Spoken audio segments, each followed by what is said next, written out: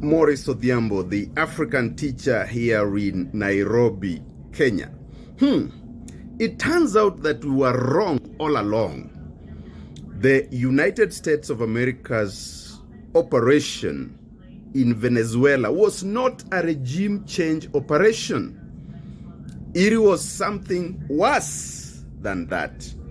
It was a colonization operation. So the United States of America has effectively colonized Venezuela. I have just listened to the speech by Donald Trump, and he has left it clearly stated that the US will run Venezuela. So the US is preparing to administer the territory of Venezuela. Get that to your head. That is not different from when British racists were running Kenya, or when the Germans were running Tanzania as colonies. Venezuela is effectively, from the 3rd of January 2026, a colony of the United States of America.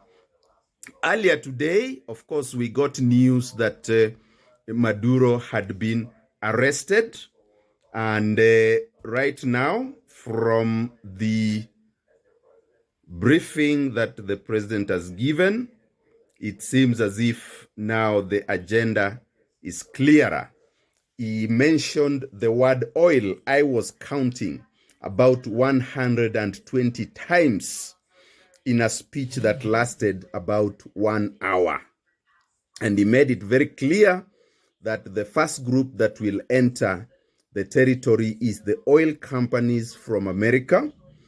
He mentioned in passing that the people may also benefit from oil. But we know when you are colonized, you are colonized. It simply means that you are no longer in charge of your resources. I think something else that seems to be coming out is that the Maduro affair was not just an American intervention. It seems as if a number of senior officials within the state had also been compromised. And this is why they very quickly swore in Maduro's deputy to be president. So now you have it.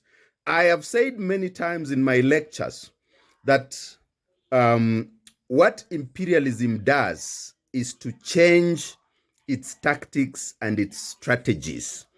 Otherwise, the goal of controlling other people's resources, the goal of controlling other people's destinies remains the same. And you cannot rely on a colonizer to be good and humble to the people it has colonized. So the people of Venezuela must not think at all that there is some benevolence that is coming their way once they have been colonized. We Africans live through colonization. This is the Berlin Conference once again. This is partition of Latin America once again. Indeed, they made comments about Cuba and pointed out that even Cuba needs to be rescued from its own revolution. Remember, these two countries are known for having revolted against foreign control. The Cuban Revolution was led by Fidel Castro.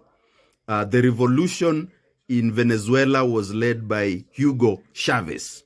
So what the West has wanted to do, America and its allies, is to crush all these pro-people revolutions and impose themselves on the people. But this has gone even beyond Iraqi, where Saddam Hussein was deposed and killed and the country was left in a shambles. But Western multinationals were able to get concessions and continue harvesting fuel. In Syria, we saw the same game, where the country was ruined totally, and at some point there we were told by none other than Donald Trump himself that the oil, some of the areas with oil were under American control. Libya, the same thing. Muammar Gaddafi was killed by NATO so that they could access Libya's oil, because the Libyan revolution had ensured that the oil serves the people. And Muammar Gaddafi went on to create the most significant and historical welfare system for the people of Libya.